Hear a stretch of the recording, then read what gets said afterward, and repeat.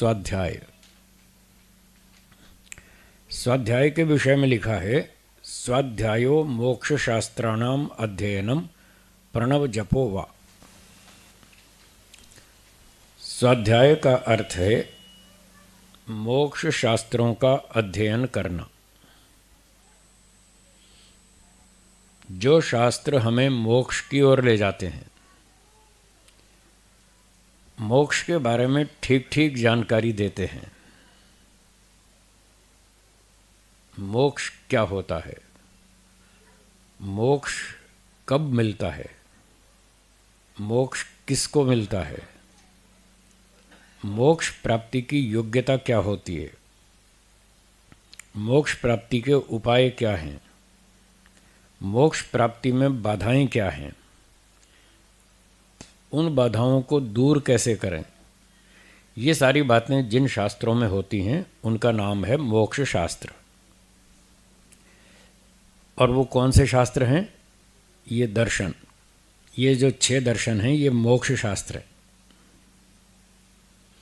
उपनिषद, जो महर्षि दयानंद जी ने 10 उपनिषद बताए प्रामाणिक, वो मोक्ष शास्त्र है। इनमें मुख्य रूप से मोक्ष की बातें हैं, अध्यात्म की बातें हैं। वेद, 4 वेदों में तो सारी बातें हैं, सिर्फ मोक्ष की नहीं, उसमें तो दुनिया भर की बातें हैं। खेती कैसे करें, व्यापार कैसे करें, हैं, सड़क कैसे बनाएं, बिजली कैसे बनाएं, उसमें तो दुनिया भर की बातें हैं। सारी सत्य विद्याएं हैं। तो वेदों का जो क्षेत्र ऐसा है, जो अंश ऐसा है जिसमें अध्यात्म और मोक्ष की बातें हैं, वो भी इस प्रकार से मोक्ष शास्त्र कहलाते हैं। तो इसी प्रकार से महर्षि दयानंद जी के भी कुछ ग्रंथ हैं। सत्यार्थ प्रकाश है, ऋग्वेद आदि भाष्य भूमिका है, ये सारे मोक्ष शास्त्र हैं। इन शास्त्रों का अध्ययन करना ये स्वाध्याय कहलाता है। और किसी भी शास्त्र का अध्ययन करना हो तो आप स्वयं नहीं कर सकते, उसके लिए एक अध्यापक चाहिए, कोई गुरुजी चाहिए। आप 12वीं कक्षा की केमिस्ट्री की किताब बाजार से खरीद लीजिए और बिना अध्यापक के स्वयं पढ़िए, समझ में आ जाएगी? नहीं आएगी ना। Chemistry, physics, commerce, economics, computer, कोई भी सब्जेक्ट, बिना गुरु के, बिना अध्यापक के, बिना किसी विद्वान के वो बात समझ में, वो विद्या समझ में नहीं आती। जब ये सांसारिक विद्याएं भी बिना गुरु के समझ में नहीं आती, तो मोक्ष तो सबसे ऊंची विद्या है, बहुत कठिन विद्या है। ये बिना गुरु जी के कैसे समझ में आएगी? तो इन शास्त्रों का जो अध्ययन करना है, किसी योग्य विद्वान गुरु जी से करना है, तो ठीक ठीक समझ में आएगा योग क्या है, मोक्ष क्या है। तो इस प्रकार से इन शास्त्रों का अध्ययन करना, ये योग का अंग है। बहुत से लोग ये सोचते हैं हमें तो योगी बनना है, हमें किताब पढ़ने से क्या मतलब, हमें विद्वान थोड़ी बनना है। बहुत से लोग ऐसा सोचते हैं और वो शास्त्र नहीं पढ़ते, न व्याकरण पढ़ते, न दर्शन पढ़ते, न उपनिषद पढ़ते, न वेद पढ़ते, कुछ नहीं पढ़ते। वो जंगलों में जाके बैठ जाते हैं, कहीं गुफाओं में, कहीं आश्रमों में। तो ऐसे लोग योगी नहीं बन सकते। योग दर्शन खुद ही कह रहा है कि शास्त्र पढ़ो, हम थोड़ी कह रहे। तो शास्त्र, योग दर्शन ही कह रहा है कि योग शास्त्र पढ़ो, मोक्ष शास्त्र पढ़ो, तभी तो पता चलेगा ईश्वर कैसा है। जब तक इन शास्त्रों को नहीं पढ़ेंगे तो पता ही नहीं चलेगा ईश्वर कैसा है, आत्मा कैसा है, संसार कैसा है। ये तत्व ज्ञान होगा ही नहीं। बिना तत्व ज्ञान के वैराग्य नहीं होगा, बिना वैराग्य के समाधि नहीं होगी, बिना समाधि के मोक्ष नहीं होगा। इसलिए मोक्ष तक पहुंचने के लिए हमें शास्त्रों का अध्ययन करना पड़ेगा। तो जो लोग ऐसा सोचते हैं हमें शास्त्र पढ़ने से कोई लाभ नहीं है, या कोई हमारा विद्वान बनना कोई हमारा प्रयोजन नहीं है, तो ये उनकी सोच गलत है। आज दुनिया ने योग शास्त्र, मोक्ष शास्त्र, वेदों के अध्ययन करना बंद कर दिया, छोड़ दिया, इसलिए तो भटके, इसीलिए भटक गए। संसार में सबसे अधिक विवाद का विषय ईश्वर है। धर्म और ईश्वर एक ही बात है। धर्म कह दीजिए, ईश्वर कह दीजिए, सबसे अधिक लड़ाई झगड़ा, सबसे अधिक मतभेद ईश्वर और धर्म के नाम पर है। जिसके मन में आती है वैसे ही धर्म बना लेता है, वैसे ही ईश्वर मान के चल पड़ता है। और रोज़ कोई ना कोई नए नए नेता आते रहते हैं टेलीविज़न पर। अभी पिछले दिनों भी एक चल रहा था, आपने देखा होगा। ऐसे रोज़ नए नए आते रहते। तो महर्षि दयानंद सरस्वती जी ने जब वेदों का प्रचार किया तो ये सबसे बड़ी उनकी देन थी। अभी आप सुन रहे थे ना प्रधानमंत्री जी से और आचार्य देवव्रत जी से। महर्षि दयानंद सरस्वती जी की सबसे बड़ी देन ये थी, उन्होंने ईश्वर और धर्म का ठीक स्वरूप समझाया, जो सबसे बड़ा जटिल विषय है दुनिया में, सबसे अधिक झगड़े का विषय है।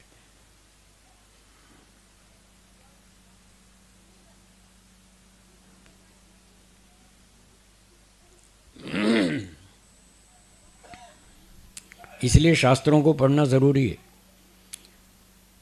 और बहुत सारे लोग तो मोक्ष से भी डरते हैं, बहुत डर लगता है मोक्ष से। नहीं नहीं नहीं नहीं, हमको मोक्ष में नहीं जाना है, मोक्ष में नहीं जाना है। जनता की तो बात क्या, बड़े बड़े प्रवक्ता तक बेचारे भ्रांति में। अच्छे अच्छे प्रवक्ता मंच पर बैठकर बोलते हैं, मैं मोक्ष में नहीं जाना चाहता, मैं बार बार जन्म लेकर संसार का उपकार करना चाहता हूँ। शायद आपने ये वाक्य सुना हो, सुना है ना। बहुत सारे वक्ता ऐसा बोलते हैं, पर ये झूठ है, ये बिल्कुल गलत कि मैं बार बार उपकार करना चाहता हूँ जन्म लेकर और मोक्ष में नहीं जाना चाहता। ये बिल्कुल झूठ है।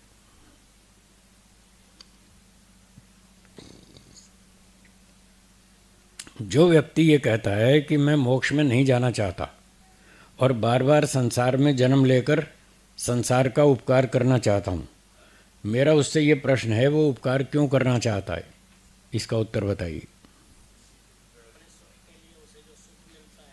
उपकार इसलिए करना चाहता है, हाँ, उपकार इसलिए करना चाहता है कि इससे उसको सुख मिलता है। तो मोक्ष में कांटे चुभते हैं क्या? मोक्ष में सुख नहीं मिलता है। तो फिर अपनी बात का विरोध कर रहा है। मोक्ष में क्या मिलता है? सुख मिलता है। और परोपकार करने से क्या मिलता है? सुख मिलता है। तो परोपकार करना मोक्ष में सहायक है, बाधक कहाँ है? महर्षि दयानंद जी ने मोक्ष के लिए एक चैप्टर लिखा है सत्यार्थ प्रकाश में, 9वां समोल्लास लिखा है। उसमें मोक्ष की बहुत बातें लिखी। मोक्ष क्या है? तो वहाँ जो कुछ लिखा है उसका सार मैं आपको सुना रहा हूँ। वो पूछते हैं कि मोक्ष किसे कहते हैं? उत्तर दिया, सब दुखों से छूटने का नाम मोक्ष है। अब जो लोग ये कहते हैं मुझे मोक्ष नहीं चाहिए, वो क्यों मना करते हैं? उसके दो कारण हैं। पहला कारण ये है कि वो मोक्ष का स्वरूप ठीक से जानते नहीं, उनको मोक्ष समझ में नहीं आया, इसलिए विरोध करते हैं कि मुझे मोक्ष नहीं चाहिए। और कुछ लोगों को मोक्ष समझ में भी आया कि मोक्ष में क्या होता है। वो क्यों मना करते हैं? वो इसलिए मना करते हैं कि मोक्ष प्राप्ति के लिए जो तपस्या करनी पड़ती है उससे घबराते हैं, उससे डर लगता है। तपस्या करना नहीं चाहते, इसलिए कहते हैं नहीं नहीं हमें मोक्ष नहीं चाहिए। यानी अंगूर खट्टे हैं। अंगूर खट्टे एक कहावत है ना, याद आ गई ना। एक लोमड़ी उछल रही थी अंगूर प्राप्त करने के लिए, बहुत उछली, पर उसके हाथ में नहीं आए। तो उसने ये कहकर अपने दिल को तसल्ली दे ली, अंगूर खट्टे हैं, छोड़ो क्या खाने। हाथ में नहीं आए इसलिए खट्टे हैं, और हाथ में आ जाते तो मीठे थे।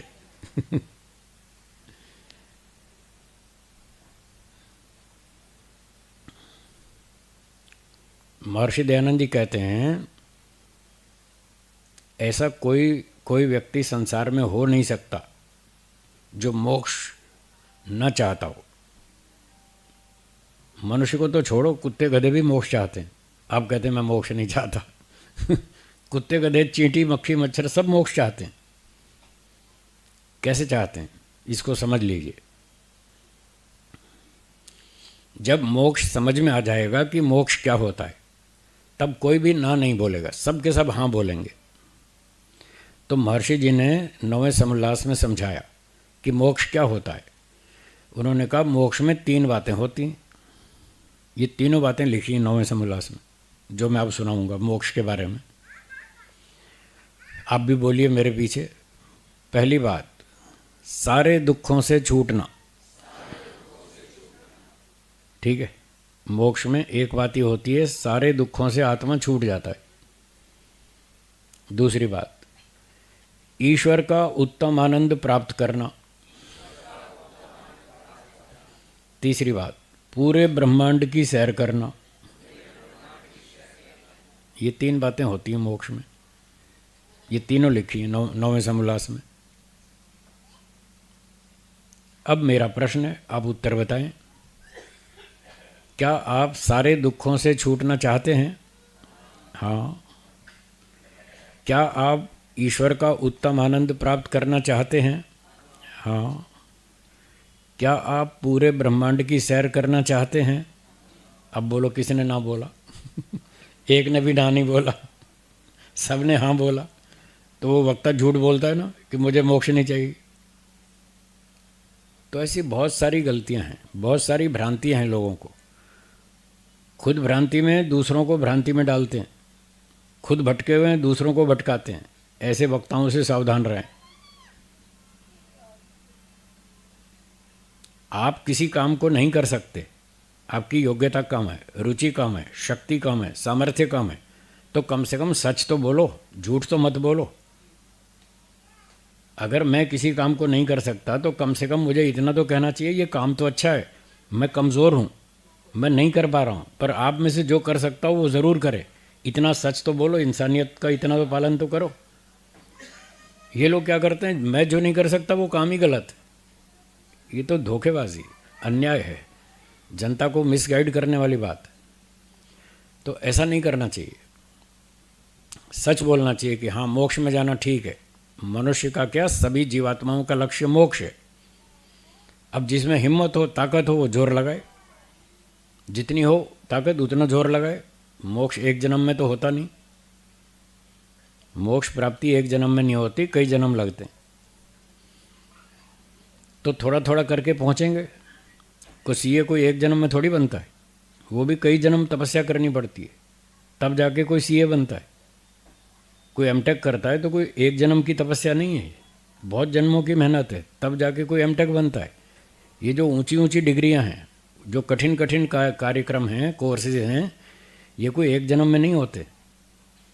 जब ये सांसारिक ऊंची ऊंची डिग्रियां प्राप्त करने में कई जन्म लगते हैं, तो मोक्ष तो बहुत ऊंची डिग्री है, सबसे ऊंची डिग्री है, इसमें भी कई जन्म लगेंगे। तो ऋषि लोग क्या कहते हैं, सत्य बोलो, झूठ मत बोलो। आप नहीं कर सकते तो ये कहो कम से कम कि मैं कमज़ोर हूँ, मैं नहीं कर पा रहा हूँ, पर मैं करूँगा। सही तो यही है, सत्य यही है, यही सबको करना चाहिए। आप भी मेहनत करें, मैं भी करूँगा, धीरे धीरे हम पहुँच जाएंगे, इस तरह से बोलना चाहिए। तो ये कहना गलत है कि मैं मोक्ष में नहीं जाना चाहता। बिल्कुल जाना चाहते हैं, सब जाना चाहते हैं। तो मोक्ष में जाने से लोग क्यों डर रहे हैं? क्योंकि उनको घर परिवार संपत्ति मोह माया छोड़नी पड़ेगी, और उसको वो छोड़ना नहीं चाहते, इसलिए कहते हैं। और जो ये कहते हैं मैं बार बार उपकार करना चाहता हूँ, उसका उत्तर ये है कि परोपकार करना मोक्ष प्राप्ति का साधन है, बाधक नहीं है। इसी 9वें समोल्लास में मोक्ष प्राप्ति के उपाय बताए, सत्यार्थ प्रकाश के 9वें समोल्लास में, और उन उपायों में परोपकार करना भी लिखा है। मोक्ष प्राप्ति के साधनों में ये लिखा है परोपकार करो। अब परोपकार कर रहे हैं यानी मोक्ष प्राप्ति के लिए तो प्रयास कर रहे हैं, और फिर कह रहे हैं मुझे मोक्ष नहीं चाहिए। ये तो विरोधाभास है। हाँ, इतनी बात तो है कि परोपकार करना चाहिए। हर चीज़ की सीमा होती है, सीमा का ध्यान ज़रूर रखना चाहिए। जितनी आपकी क्षमता है, जितनी योग्यता है, उस सीमा तक परोपकार भी करें और शास्त्रों का अध्ययन भी करें और ईश्वर की उपासना भी करें। तीनों काम करने पड़ेंगे। मोक्ष प्राप्ति के 3 उपाय सत्यार्थ प्रकाश के 9वें समोल्लास में पहले पृष्ठ पर लिखे। बोलिए, शुद्ध ज्ञान, शुद्ध कर्म, शुद्ध उपासना। महर्षि दयानंद जी ने लिखा है, इन 3 साधनों से मोक्ष होता है। अपने ज्ञान को शुद्ध करो, अपने कर्म को शुद्ध करो, उपासना को शुद्ध करो, तो आपका मोक्ष हो जाएगा। तो ये जो परोपकार है, ये शुद्ध कर्म के अंतर्गत आता है, इसलिए साधन है, करना पड़ेगा। हाँ, उसकी सीमा रखें कि सारा दिन परोपकार में ही लगे रहें और किताब पढ़ना छोड़ दें, शास्त्र पढ़ना छोड़ दें और उपासना भी छोड़ दें, तो गलत है। तो तीनों का समन्वय करके चलना होगा। तो शास्त्रों का अध्ययन भी करें और परोपकार भी करें और उपासना भी करें। फिर जितनी जितनी क्षमता हो उतना उतना कार्य करें।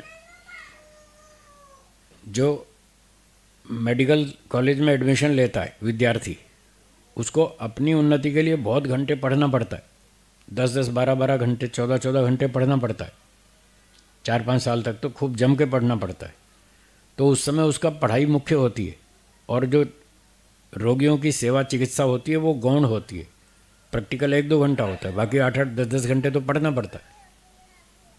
जब उसको डिग्री मिल जाती है तब पढ़ाई उसकी 1-2 घंटा रह जाती है और फिर सेवा कार्य 8-8 घंटे होता है, 10-10 घंटे भी हो जाता है। तो ऐसे परिस्थिति के अनुसार, योग्यता के अनुसार वो काम बदलते रहते हैं। कभी कोई कार्य मुख्य होता है, कभी दूसरा मुख्य होता है। इस तरह से करना चाहिए। तो मोक्ष शास्त्रों का अध्ययन अवश्य करें। इन शास्त्रों का, इन्हीं से पता चलेगा ईश्वर कैसा है। तो आज जो शास्त्र पढ़ने छोड़ दिए इसलिए भटक गए।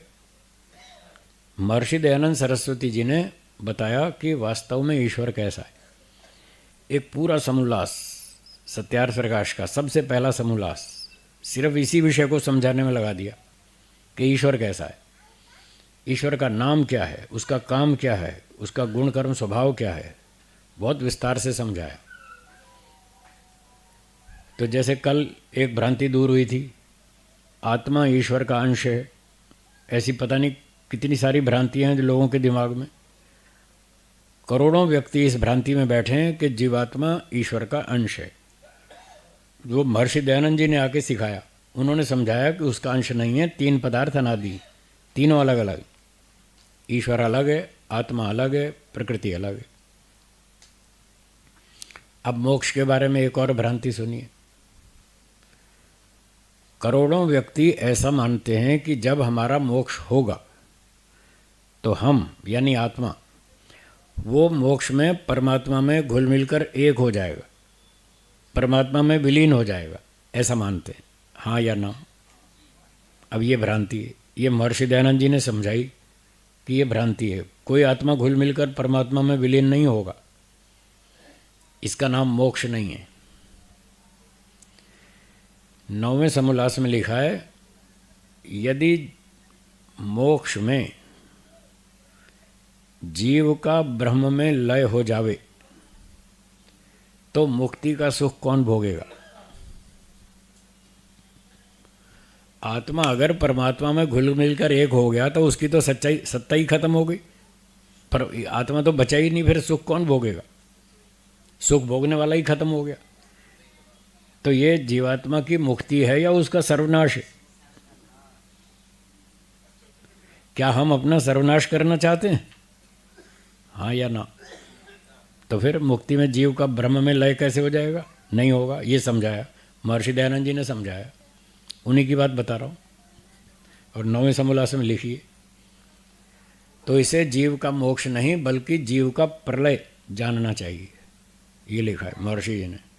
उसको तो जीव का सत्यानाश हो गया, सर्वनाश हो गया, ये समझना चाहिए अगर मोक्ष का अर्थ आप ऐसा मानते हैं।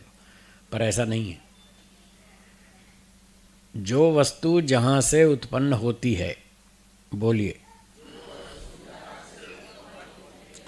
अंत में वह उसी में विलीन होती है। हाँ या ना? आ गया समझ में? मिट्टी का घड़ा मिट्टी से बना और टूटने फूटने के बाद कहाँ विलीन हो गया? मिट्टी में।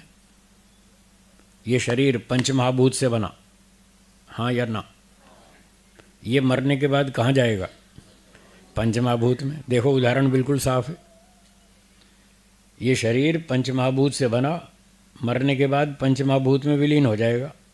ये ठीक है। क्या आत्मा ईश्वर में से उत्पन्न हुआ था? जब ईश्वर से उत्पन्न नहीं हुआ तो फिर उसमें विलीन कैसे होगा? ये समझाया महर्षि जी ने। ये झूठ है। आत्मा ईश्वर में से उत्पन्न नहीं हुआ, वो अनादि है। जैसे ईश्वर अनादि है ऐसे आत्मा अनादि है, ऐसे प्रकृति भी अनादि है। तीन चीज़ अनादि है। कई बच्चे पूछते हैं, हम कहते हैं इस संसार को ईश्वर ने बनाया। बच्चे पूछते हैं अच्छा ईश्वर को किसने बनाया? पूछते हैं ना। संसार को ईश्वर ने बनाया, तो ईश्वर को किसने बनाया? बच्चों का जितना स्तर है वो अपने हिसाब से पूछता है। तो हम कहते हैं कि ईश्वर को किसी ने नहीं बनाया। सारी चीज़ें नहीं बनाई जाती, कुछ चीज़ें बनाई जाती हैं और कुछ सदा से पहले से होती हैं, वो बनाई नहीं जाती, वो अनादि हैं। उसी को अनादि कहते हैं, जिसका आदि ना हो, जिसका आरंभ ना हो, जिसकी उत्पत्ति कभी नहीं हुई। अब ये बात दिमाग में बैठती नहीं कि ऐसी भी कोई चीज़ हो सकती है जिसकी उत्पत्ति कभी नहीं हुई, क्योंकि हम जितनी भी चीज़ें देखते हैं सारी उत्पन्न होती हुई देख रहे हैं। मकान बन रहा है, टूट रहा है। कार बन रही है, टूट रही है। रेलगाड़ी बन रही है, टूट रही है। हवाई जहाज़ बन रहा है, वो भी टूट रहा है। बनती टूटती देखते हैं हर वस्तु। ऐसी कोई वस्तु दिखती नहीं जो सदा से हो।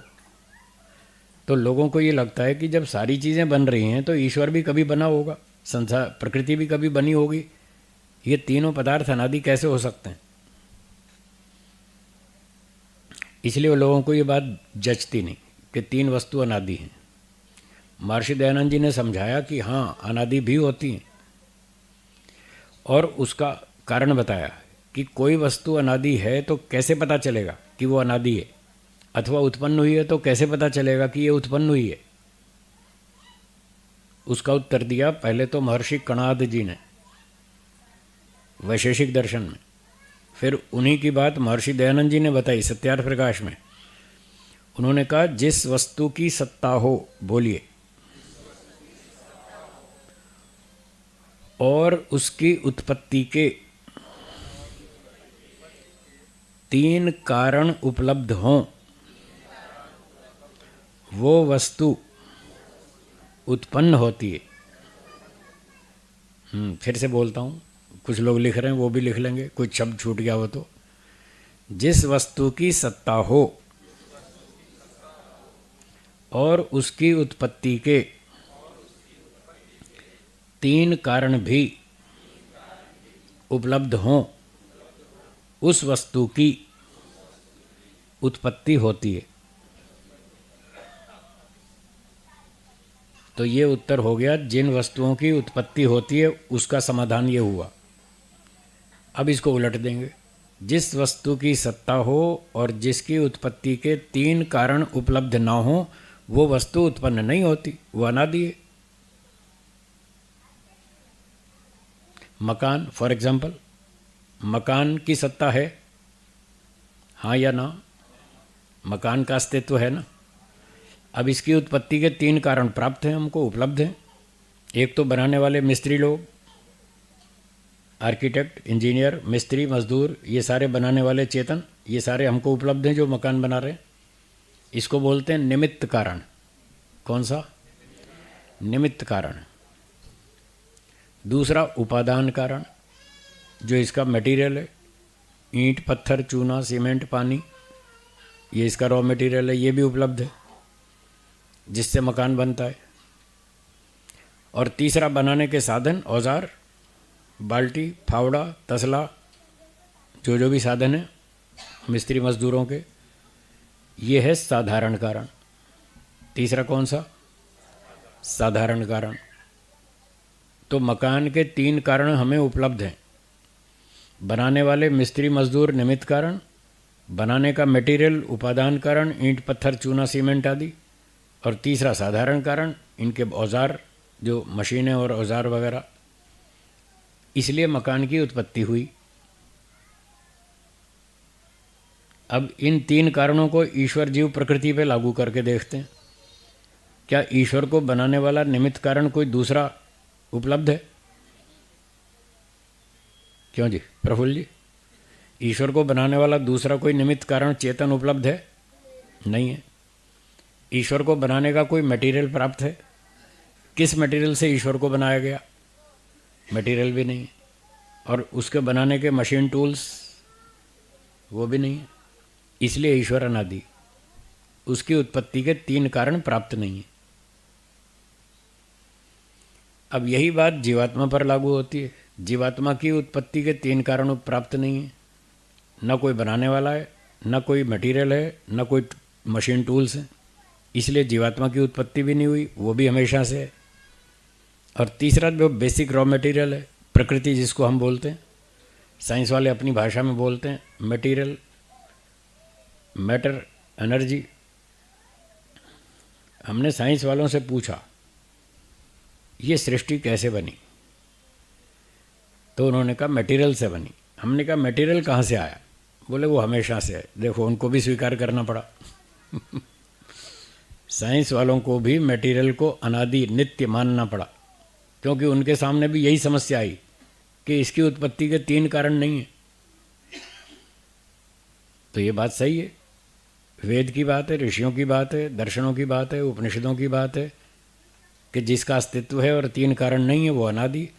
अब साइंस वाले केवल प्रकृति का अध्ययन करते हैं, इसलिए वो एक वस्तु को अनादि मानते हैं, 2 को वो जानते ही नहीं।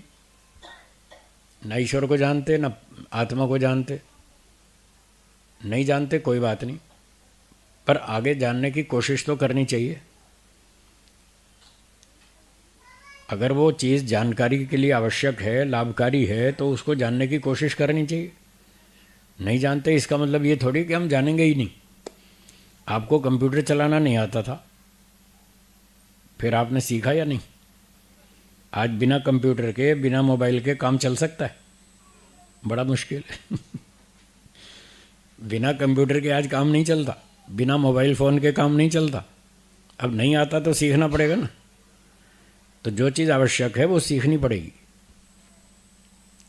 ईश्वर को जानना और जीवात्मा को जानना आवश्यक है, उसके बिना आप ठीक ढंग से नहीं जी सकते। देश की समस्याएं, संसार की समस्याएं हल नहीं कर सकते यदि आप ईश्वर और आत्मा को नहीं जानते। तो ये साइंस वाले इन 2 चीज़ों को नहीं जानते, इसलिए ये समस्याओं का हल नहीं ढूंढ पा रहे। ये साइंस वाले क्या सोचते हैं, रोज़ नए नए आविष्कार करते हैं, नई नई चीज़ें बनाते हैं, नए नए मशीनें बनाते हैं, वॉशिंग मशीन हैं, रेफ्रिजरेटर और पता नहीं क्या क्या, रेडियो, टीवी, कंप्यूटर, मोबाइल, और मोबाइल फ़ोन बना दिया। फिर उसमें रोज़ नई नई एप्लीकेशन बनती है, और एप्लीकेशन में रोज़ अपडेट्स आते रहते हैं, कुछ ना कुछ करते रहते हैं। क्यों कर रहे हैं? इनका उद्देश्य क्या है? इनका उद्देश्य है कि हम मनुष्यों को तृप्त कर देंगे, इनकी सारी इच्छाएं पूरी कर देंगे, 100% शांत कर देंगे। ये इनके दिमाग में भ्रांति है, खतरनाक भ्रांति है। ये ऐसा नहीं कर पाएंगे। क्यों नहीं कर पाएंगे? इसलिए नहीं कर पाएंगे क्योंकि ना तो ये संसार को जानते, यानी प्रकृति को भी नहीं जानते, और आत्मा को भी नहीं जानते, इसलिए नहीं कर पाएंगे। क्या नहीं जानते? ये आत्मा के विषय में ये नहीं जानते कि भौतिक पदार्थों से आत्मा कभी भी पूरी तरह से तृप्त नहीं हो सकता। हाँ जी, क्या बोला? नहीं हो सकता। अब ये बात आत्मा के विषय में ये साइंस वाले नहीं जानते, इसलिए लगे हुए उस काम में। वो समझते हैं कि हम आत्मा को खुश कर देंगे 100%। वो हो ही नहीं सकता, इम्पॉसिबल है। और प्रकृति के बारे में, मटेरियल के बारे में एक बात ये नहीं जानते, ये मशीन बनाना जानते हैं, टेक्नोलॉजी तो जानते हैं, पर इस बात को नहीं जानते कि इस मैटर में वो क्षमता ही नहीं है जो आत्मा को तृप्त कर दे। ये बात मटेरियल के बारे में नहीं जानते, हमारे ऋषि लोग जानते, हमारे वेदों के विद्वान ऋषि लोग जानते हैं। वो कहते हैं न वित्तेन तर्पणीयो मनुष्य, कठोपनिषद में लिखा है, शायद आपने पहले भी सुना हो। सुना ये वाक्य, न वित्तेन तर्पणीयो मनुष्य, मनुष्य कभी भी धन से तृप्त नहीं हो सकता। धन मतलब भौतिक संपत्ति, भौतिक चीज़ें, इससे जीवात्मा कभी भी तृप्त नहीं हो सकता। ये बात हमारे ऋषि लोग जानते हैं, क्योंकि वो आत्मा को समझते हैं और वो प्रकृति को भी समझते हैं, संसार को भी जानते हैं। क्या जानते हैं? इसी योग दर्शन में हमने 15वें सूत्र में पढ़ा था, महर्षि पतंजलि जी ने बताया था, परिणाम ताप संस्कार दुखैर गुण वृत्ति विरोधाच्च दुखमेव सर्वम विवेकिना, पढ़ा था। तो ऋषि लोग तो कह रहे हैं संसार में 4 दुख हैं, इनको एक भी नज़र नहीं आ रहा, इसलिए ये अनाड़ी लोग, ये साइंस वाले अज्ञानी लोग हैं। ना तो ये प्रकृति को ठीक से जानते, ना ईश्वर को जानते, ना आत्मा को, तीनों में से किसी को भी ठीक से नहीं जानते। मोटा मोटा जानते हैं, थोड़े थोड़े मशीन बनाते हैं, उससे हमको फैसिलिटी मिलती है, ये अच्छी बात है, इतना हम इनका आभार मानते हैं और धन्यवाद भी करते हैं। पर उस अंश को ये नहीं जानते जो हम इनको समझाना चाहते हैं। वहाँ ये अड़ जाते हैं, नहीं हम तो कसम खा रखी, हम इस बारे में सोचेंगे ही नहीं। तो वो गड़बड़ वाले लोग हैं। और जो बुद्धिमान हैं, जो सच्चाई को समझते हैं, जो जानना चाहते हैं, वो ठीक लोग हैं, साइंस वाले। सबको गाली नहीं दे रहा हूँ, हाँ फिर कभी आप मुझसे झगड़ा करो, सारे साइंस वालों को गाली नहीं दे रहा। जो बुद्धिमान हैं, सत्यग्राही हैं, वो अच्छे लोग हैं और वो मेहनत भी करते हैं, सीखते भी हैं, लाभ उठाते हैं। पर जो अड़ियल हैं वो गड़बड़ है, उनको अपना हठ दूर करना चाहिए और सत्य को समझना चाहिए। तो इसलिए महर्षि पतंजलि जी कह रहे हैं, जब तक आप मोक्ष शास्त्रों का अध्ययन नहीं करेंगे, आपको 3 में से कोई भी वस्तु ठीक से समझ में नहीं आएगी। न तो प्रकृति समझ में आएगी, न आत्मा समझ में आएगा, न ईश्वर समझ में आएगा। जब 3 में से कोई भी समझ में नहीं आया तो आप भ्रांति में रहेंगे, मिथ्या ज्ञान में रहेंगे, अविद्या में रहेंगे, खुद डूबेंगे, दूसरों को डुबोएंगे। देखो एटम बम बना रखे हैं ना, एटम बम बना लिए मारने के लिए दुनिया को, कितनी तरह की मिसाइलें बना रखी हैं, कितने रासायनिक हथियार बना रखे हैं, मारने का इंतज़ाम है, बचाने का नहीं। तो जब व्यक्ति के पास ईश्वर नहीं है, आत्मा नहीं है, मोक्ष का कोई कंसेप्ट नहीं है, कर्मफल, पुनर्जन्म, बंधन, मुक्ति, ये कंसेप्ट्स नहीं है इनके पास, साइंस वालों के पास, तो उनका परिणाम ये होगा, या तो मरेंगे या मारेंगे। एक विदेश की घटना याद आ गई मुझे, सुना दूं। एक विदेश में किसी व्यक्ति ने बहुत अच्छी पढ़ाई की और बहुत जम के पढ़ाई की, बड़ी ऊंची ऊंची डिग्रियां प्राप्त की और खूब पैसे कमाए, खाया पिया, सब संसार के सारे सुख भोग लिए, पर बेचारे को शांति नहीं मिली। अब शांति है ही नहीं तो मिलेगी कहाँ? संसार के भोगों में शांति है नहीं, तो उसको नहीं मिली।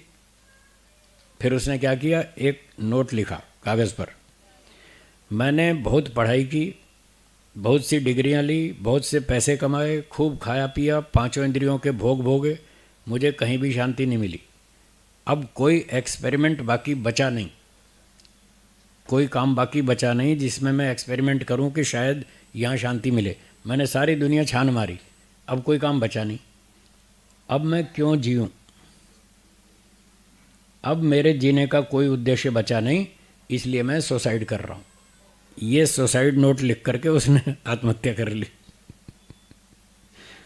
तो भौतिक भोगवाद का अंतिम रिजल्ट ये है, या तो कोई आत्महत्या करेगा क्योंकि उसको शांति चाहिए और शांति मिली नहीं, और या फिर वो आतंकवादी बनेगा, बंदूक उठाएगा, हैं क्या कहते हैं वो, मानव बम, हाँ फिदाइन, मानव बम बनेगा, खुद मरेगा, दूसरे को मारेगा, अंत में ये परिणाम आएगा। एक बहुत पुरानी बात याद आई, जापान में किसी व्यक्ति ने एक पुस्तक लिखी,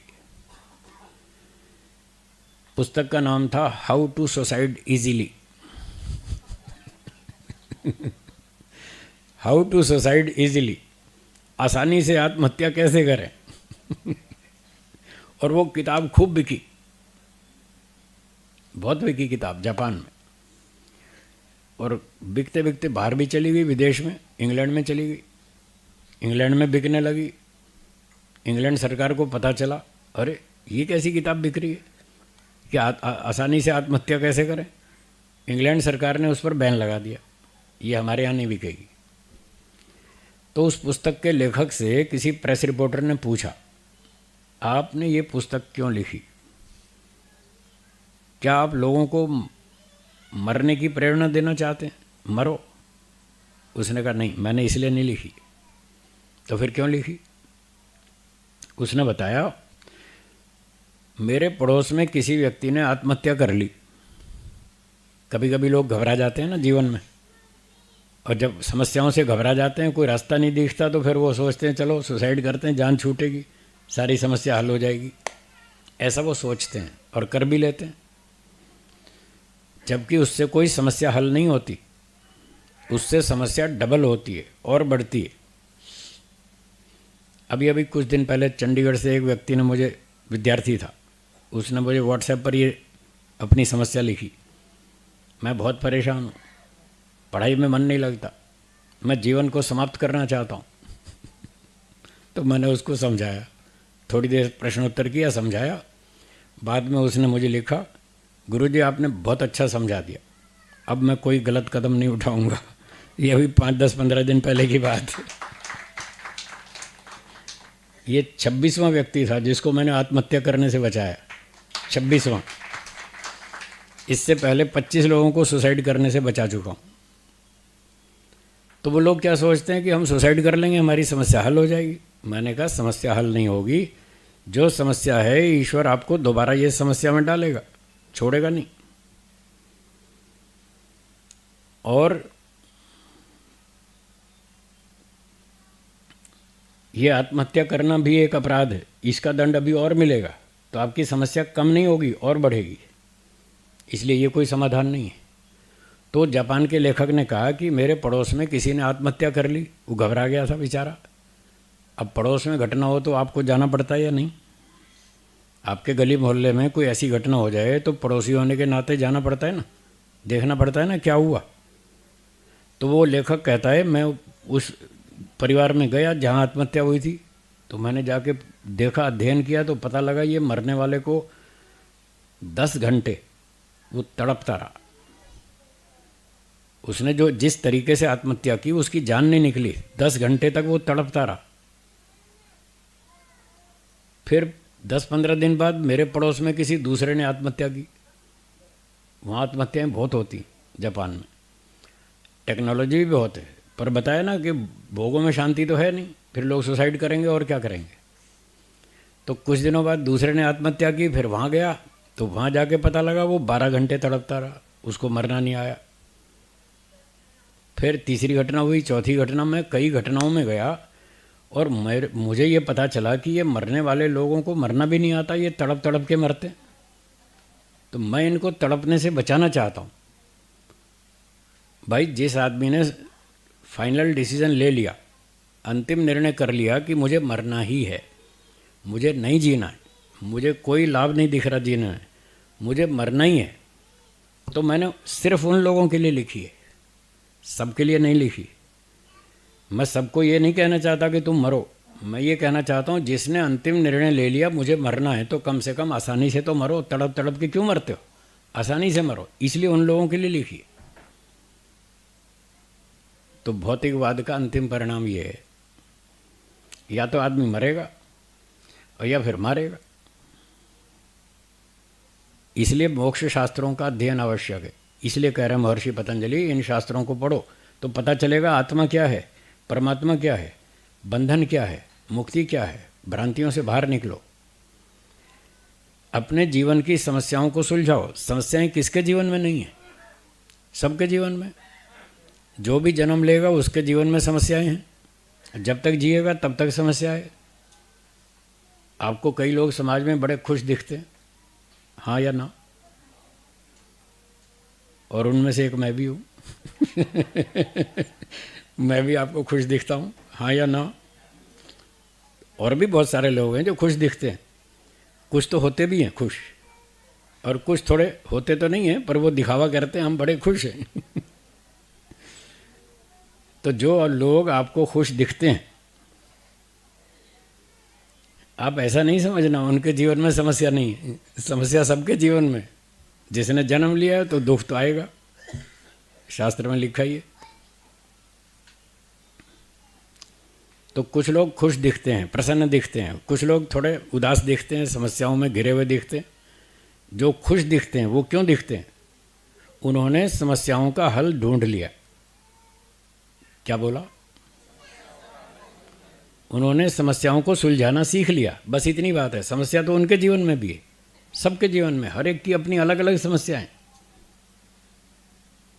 जिन्होंने समस्याओं से लड़ना सीख लिया, संघर्ष करना सीख लिया, उन्हें सुलझाना सीख लिया, वो सुलझा लेते हैं और खुश रहते हैं। और जो नहीं सीख पाए बस वो बेचारे दुखी रहते हैं और उदास रहते हैं।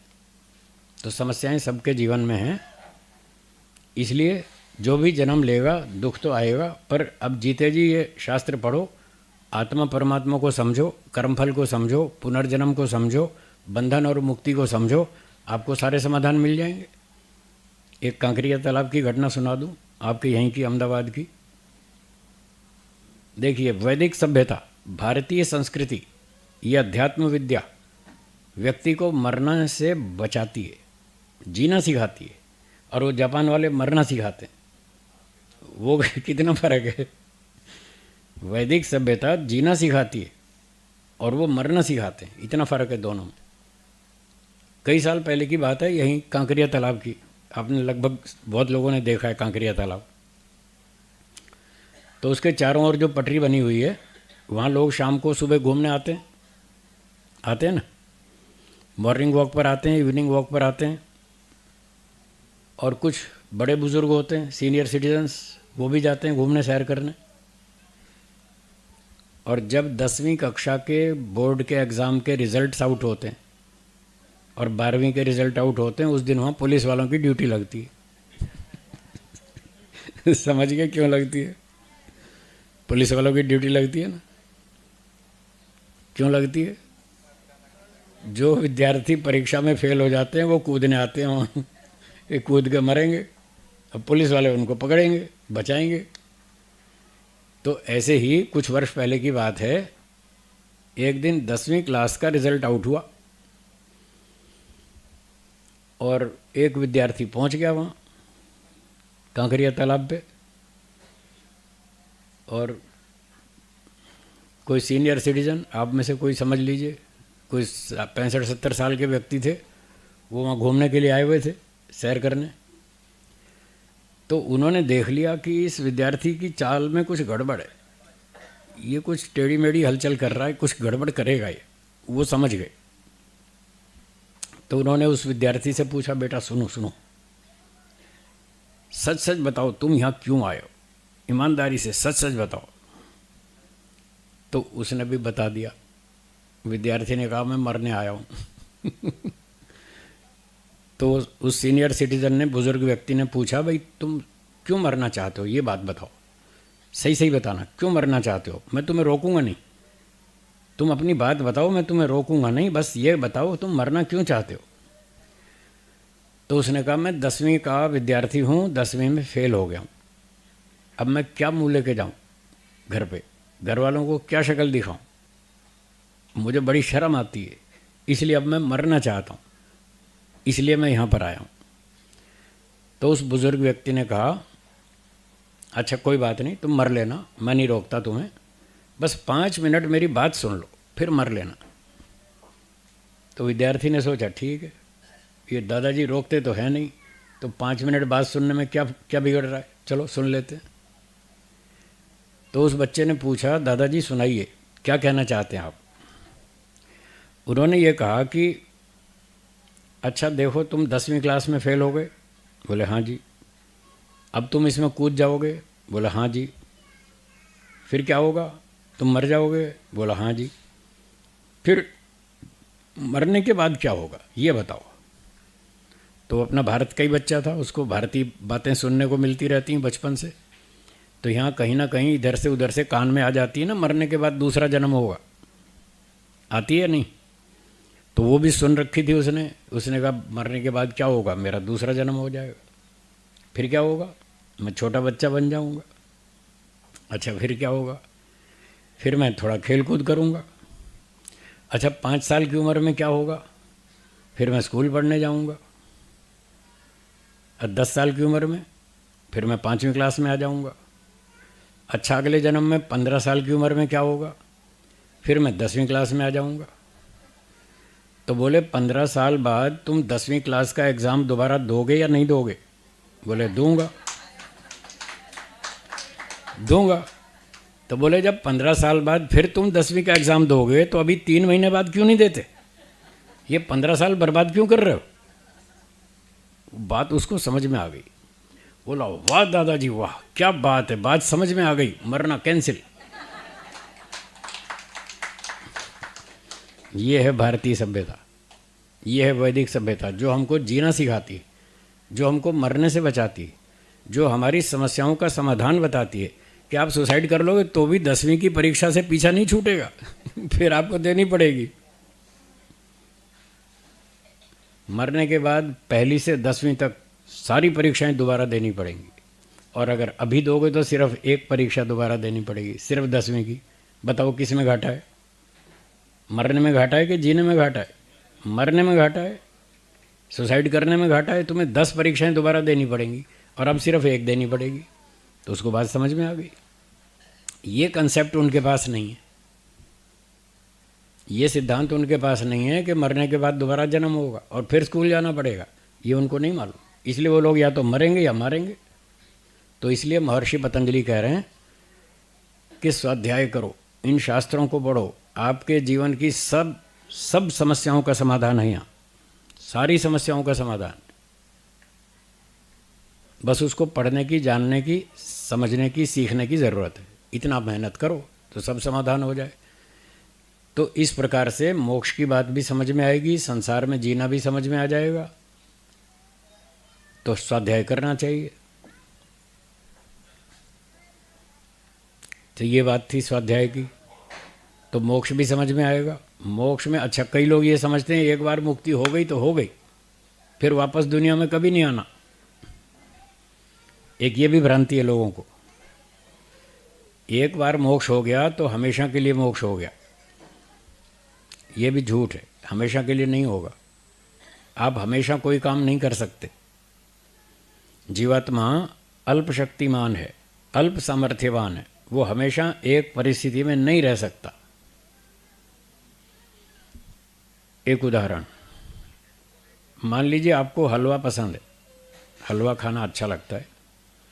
आपको 1 महीने तक सुबह, दोपहर, शाम तीनों टाइम हलवा खिलाएंगे, तीनों टाइम 1 महीने तक, और कुछ नहीं खिलाएंगे। दाल नहीं, सब्जी नहीं, रोटी नहीं, सैंडविच नहीं, कुछ नहीं, सिर्फ हलवा। बोलो खा लेंगे 1 महीने तक? हैं? नहीं खा पाएंगे। एक दिन भी मुश्किल हो जाएगा, तीनों टाइम सिर्फ हलवा। तो इससे पता चलता है कि हम हमेशा एक परिस्थिति में नहीं रह सकते, हमको परिवर्तन चाहिए, चेंज मिलना चाहिए। एक भोजन में भी आप सिर्फ दाल खा के नहीं जी पाएंगे, उसमें भी दाल के साथ रोटी चाहिए, सब्जी चाहिए, थोड़ा मसाला पापड़ चाहिए, थोड़ा अचार भी चाहिए, छाछ भी चाहिए, हैं, कुछ ना कुछ तो अलग अलग चीज़ें चाहिए ना। सिर्फ एक समय के भोजन में भी केवल एक वस्तु नहीं खाई जाती, थोड़ा चेंज होना चाहिए, परिवर्तन होना चाहिए। तो जब 1 महीना भी, 15 दिन भी आप लगातार एक स्थिति में नहीं रह सकते तो अनंत काल तक कैसे रहेंगे? तो इन मोक्ष शास्त्रों में बताया कि मोक्ष अनंत काल के लिए नहीं होगा, एक लंबे समय के लिए होगा, बहुत लंबा समय। इतना लंबा है तब तक आप पूरी तरह से तृप्त हो जाएंगे। जब वो आपकी शक्ति पूरी हो जाएगी मोक्ष का आनंद भोगने की, जब क्षमता पूरी हो जाएगी तब आप कहेंगे अब चेंज होना चाहिए। जैसे 2 रसगुल्ले खाने के बाद आप कहते हैं थोड़ा एक भजिया लाओ, थोड़ा चेंज होना चाहिए, थोड़ा पकौड़ा लाओ, एक कचौरी लाओ, फिर थोड़ा दही बड़ा लाओ, हैं, फिर पुलाव लाओ, फिर कढ़ी लाओ, थोड़ा चेंज होना चाहिए। तो इतने समय तक आनंद लेने के बाद फिर आप कहेंगे अब थोड़ा चेंज होना चाहिए, मीठा खा खा के थक गए, तो मोक्ष का आनंद भी हमेशा नहीं भोग सकते। इसके पीछे दो कारण हैं। एक कारण तो ये है कि आपकी क्षमता नहीं है कि आप अनंत काल तक मोक्ष का आनंद भोग सकें। दूसरा कारण ये है कि मोक्ष प्राप्ति के लिए जो आप कर्म करेंगे, मोक्ष मुफ्त में मिलेगा या कर्मों का फल है? कर्मों का फल है। मोक्ष प्राप्ति के लिए जो आप कर्म करेंगे वो लिमिटेड होंगे या अनलिमिटेड होंगे? लिमिटेड, सीमित कर्म होंगे। सीमित कर्मों का फल सीमित होना चाहिए या असीमित? सीमित। इसलिए मोक्ष फल की सीमा है। ईश्वर न्यायकारी है, न्यायकारी होने से जितना कर्म किया उतना फल देगा। आपने मोक्ष के लिए सीमित कर्म किए तो सीमित फल देगा। जब वो सीमा पूरी हो जाएगी फिर कहेगा चलो संसार में। आप भी कहेंगे ठीक है मैं भी थक गया हूँ, अब मुझे भी थोड़ा चेंज होना चाहिए। तो कोइंसिडेंटली, संयोगवश, ये दोनों काम एक साथ पूरे हो जाएंगे। हमारा कर्मफल भी पूरा हो जाएगा और सामर्थ्य भी पूरा हो जाएगा। तो हमको ईश्वर वापस संसार में ले आएगा। फिर हम दूसरा जन्म, संसार में पहला जन्म लेंगे मुक्ति से लौटकर, मुक्ति से लौटकर फिर पहला जन्म लेंगे, फिर नए नए कर्म करेंगे और फिर वही काम, फिर बहुत ढेर सारे कर्म जमा करेंगे, फिर मोक्ष में जाएंगे। अब भी तो हम वहीं से आए, हाँ या ना? अब भी आप जितने लोग बैठे हैं और दूसरे भी, ये सारे मोक्ष में से ही आए हुए हैं। मोक्ष का आनंद ले लेके वापस आ गए हैं। जब यहाँ थक जाएंगे तो फिर मोक्ष में जाएंगे। हमारे यहाँ शिविर लगता है रोजड़ में, जंगल का एरिया है, बहुत अच्छा है, शांति है। जब लोग पहले दिन आते हैं तो बड़े खुश होते हैं। आप भी जा रहे हैं ना, 25-30 साल से देख रहे हैं ना। जब लोग नए नए पहले दिन आते हैं तो बड़े खुश होते हैं, क्या बात है, एकदम शांति, कोई शोर नहीं, शराबा नहीं, कोई मोटर गाड़ी नहीं, कोई फैक्ट्री नहीं, कोई तूफान नहीं, कुछ नहीं। बड़ा अच्छा लगता है उनको। और 8वें दिन शांति पाठ होते ही फटाफट बोरिया बिस्तर बांध के भागते हैं। 1 घंटे में तो कौवे कबूतर बोलते हैं वहाँ। सब खाली हो जाता है। ऐसे भागते हैं जैसे जेल से छूटे हो। तो जब नगर में बोर हो जाते हैं तो जंगल अच्छा लगता है। जब जंगल में 8 दिन में बोर हो जाते हैं फिर नगर अच्छा लगता है, फिर भागते हैं घर की तरफ, हाँ या ना? तो बस जीवात्मा ऐसा ही, वो हमेशा एक परिस्थिति में नहीं रह सकता। जब यहाँ संसार में बोर हो जाता है, थक जाता है, ऊब जाता है, तो मोक्ष में भागता है। जब वहाँ थक जाता है तो संसार में भागता है। बस वो आता रहता है, जाता रहता है, आता रहता है, जाता रहता है। यही चक्र चल रहा है अनादिकाल से, और ये अनंत काल तक चलेगा। जो इन 3 चीज़ों को ठीक से समझ लेता है, ईश्वर भी अनादि है, आत्मा भी अनादि है, संसार प्रकृति भी अनादि है, और ये चक्र अनादिकाल से चल रहा है, अनंत काल तक चलेगा। संसार में जो सुख मिलता है वो थोड़ी देर का है, मोक्ष में जो सुख मिलता है बहुत लंबा है, अरबों अरबों खरबों लंबा, अरबों खरबों वर्षों तक इतना लंबा है। बस फिर उसको पूरी बात समझ में आ जाती है, वो फिर मोक्ष में निकल लेता है, वो फिर यहाँ नहीं रहता। बोलिए। हम्म हम्म हम्म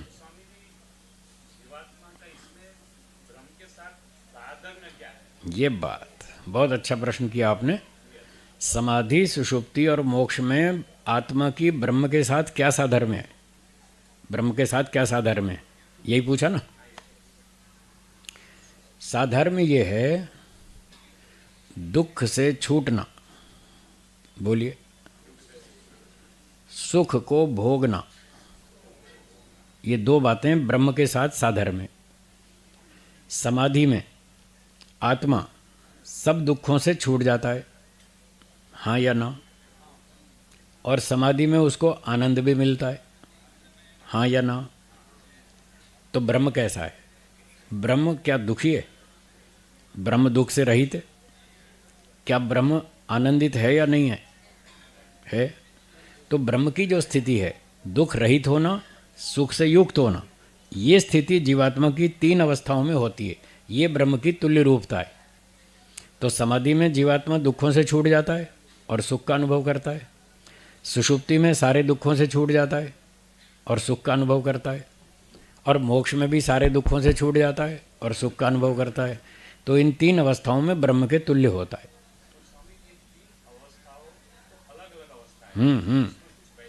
हाँ, तीनों में अंतर भी है। यस यस, बहुत बढ़िया सवाल किया आपने। अब इन तीनों का अंतर देखिए। ये तो तीनों की समानता हुई, जो ब्रह्म की तुल्य रूपता है। ब्रह्म की तुल्य रूपता तीनों में एक जैसी हो गई। अब तीनों का अंतर देखिए। सुषुप्ति में जीवात्मा शरीर सहित होता है, पर होश नहीं होता है।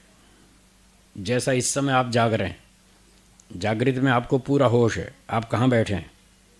अहमदाबाद में, चेन्नई में नहीं है, कलकत्ते में नहीं है, गुजरात में है, अहमदाबाद में इस सत्संग में बैठे हैं, आपको पूरा होश है अभी अभी जागृत में।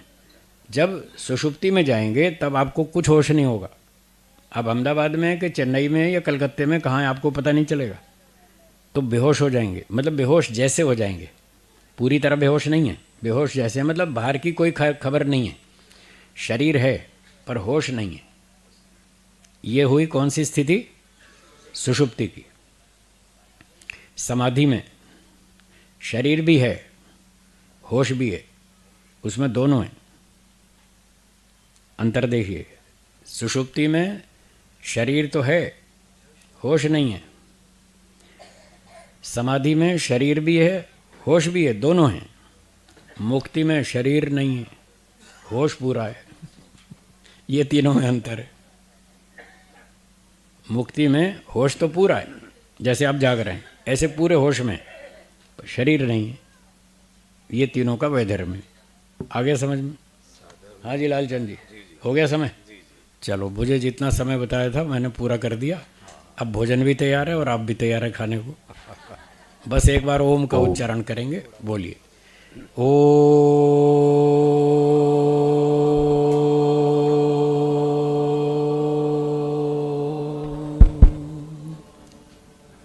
धन्यवाद। एक बार फिर तालियों की गड़गड़ाहट के साथ पूज्य स्वामी जी महाराज का बहुत बहुत धन्यवाद है।